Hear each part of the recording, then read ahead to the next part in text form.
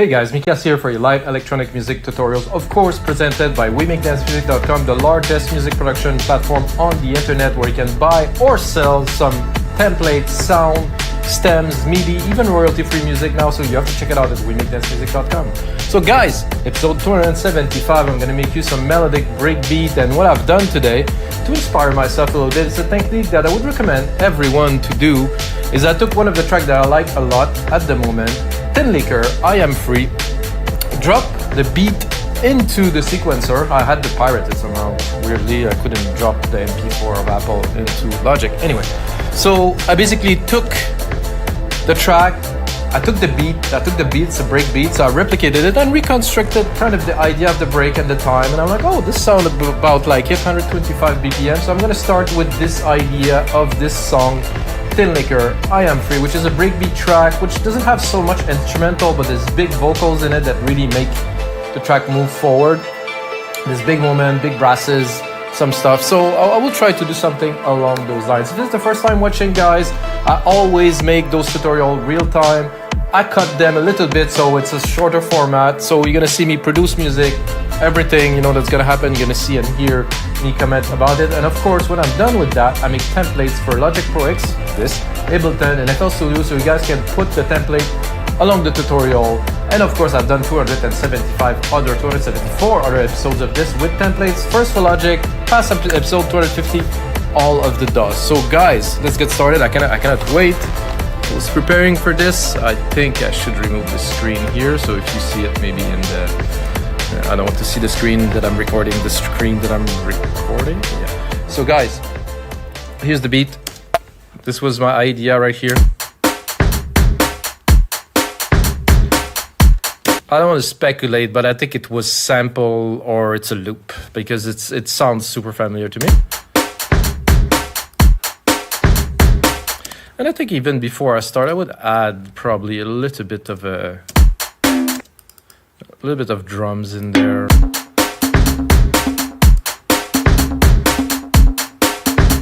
Okay, so I'm gonna replicate this because we're gonna get straight into composition here.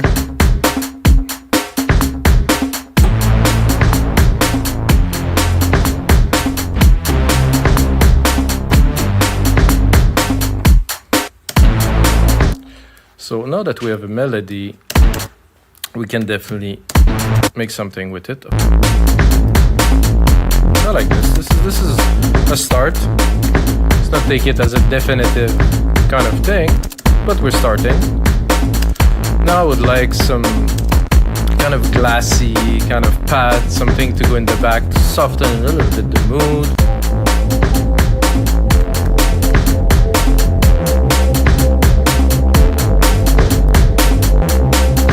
Thinking now some brass hits, bigger, I would say some interesting brass. I'm gonna remove the search button here.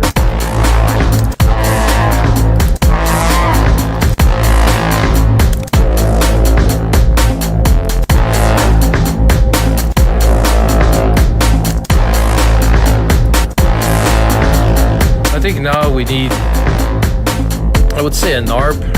Like a smooth ARP, like something melodic, something nice and smooth that goes in the background.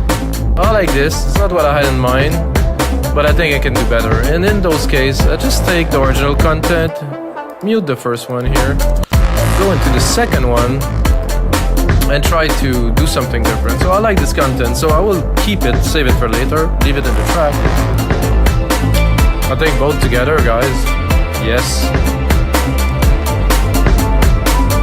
So what I would like to add to this now is, I would say, a lead to keep on building up. Now that I have momentum, I'm in the melody, I'm in the groove, we have the elements down. I think a lead, like something, I'm not too sure in what direction the lead will go. You have to keep the energy. I mean, it's not like a big banging track, it's definitely more kind of melodic, trippy.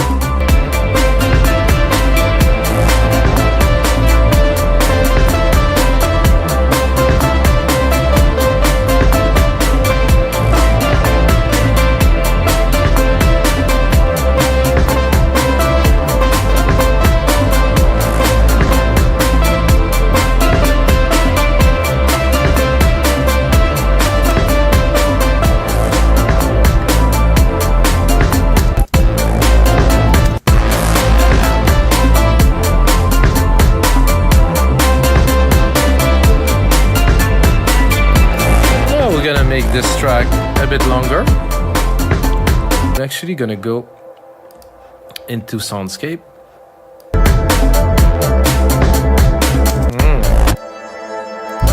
I like the build up of this.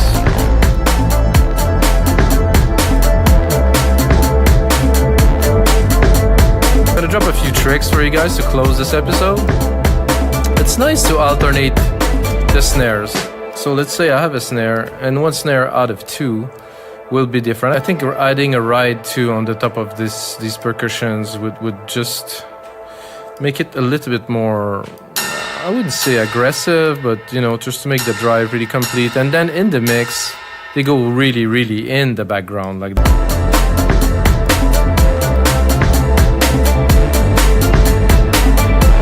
Oh, and I did a mistake here and it sounds amazing.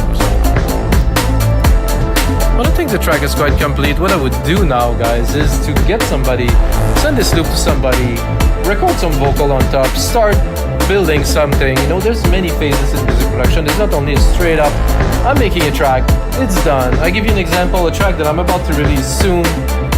I got the vocal recorded over a year ago. I was busy. I ended up mixing it in a studio in Barcelona, a really nice studio with super big monitors. Then it came back here. This was the radio mix. I ended up doing a club mix, rework it. So it's like a process, a year and a half of work. And it will get released in June, like 19 or 20 months after the start of it. Actually, it's even more than this, because when I made the actual beat for this track is over 2 years and 3 months before the track gets released. So you get an idea. Tracks live a long time. You just have to take your time. And on that note, guys,